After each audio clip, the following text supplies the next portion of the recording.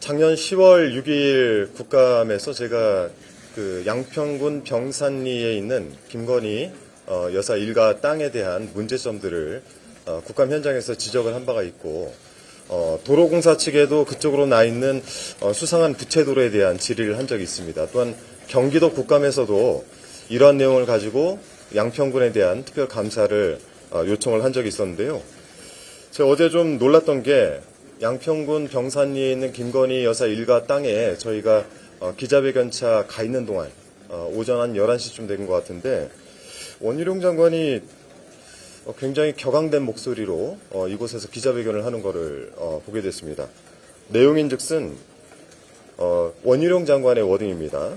제가 김건희 여사 땅이 거기 있었다는 것을 이 사건이 불거지기 전에 조금이라도 인지하는 게 있었다고 한다면 저는 장관직을 걸 뿐만 아니라 정치 생명을 걸겠다, 이렇게 얘기를 하셨는데, 지난 10월 6일 제가 국감 현장에서 명확하게 질의를 했습니다. 양평군 병산리에 있는 김건희 여사의 땅에 대한 질의를 했고, 특히 중부 내륙고속도로 인근에 접경돼 있어서 이 접도구역에 과연 형질 변경이 가능하고 집가 상승을 한 것에 대한 문제점을 제기했는데, 그때 제가 지번까지 찍어가면서, 지도와 함께 지번까지 찍어가면서 장관에게 질의를 했습니다. 장관께서 그때 답변을 제대로 하지 못하셨는데 정확하게 인지를 하시고 마지막에 이렇게 얘기를 했어요. 확인해 보겠다 라고 얘기했습니다. 이게 과연 원희룡 장관께서 이야기하신 대로 이 사건과 관련해서 사전에 인지를 못했냐? 전혀 그렇지 않다라는 것이죠. 본인이 장관직과 정치 생명을 걸겠다고 했으니까 오랜 정치를 한 사람 입장에서 이에 대한 책임을 명백하게 지시기 바랍니다.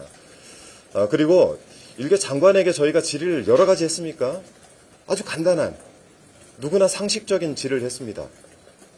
기존의 예타가 완료가 된 고속도로가 왜 갑작스럽게 종점이 변경됐느냐? 환경영향평가 이후에 변경된 종점, 그곳에 왜 도대체 대통령 부부 일가의 땅이 존재하느냐? 이 두 가지 질문한 것 아니겠습니까?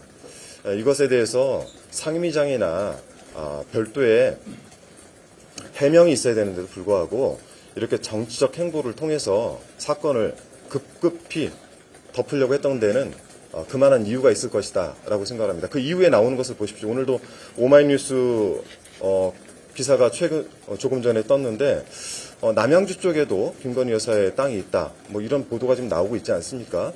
그리고 KBS 보도를 통해서 저희가 밝혀냈던 12필지 외에도 17개 필지 정도가 더 나온 것 아니겠습니까?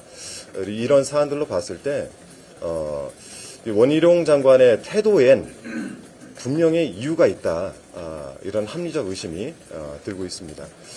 질의를 주시면 답변을 드리고요. 다른 의원님들께서도 발언을 하셔야 되니까 질의를 좀 편하게 해주시면 좋겠습니다.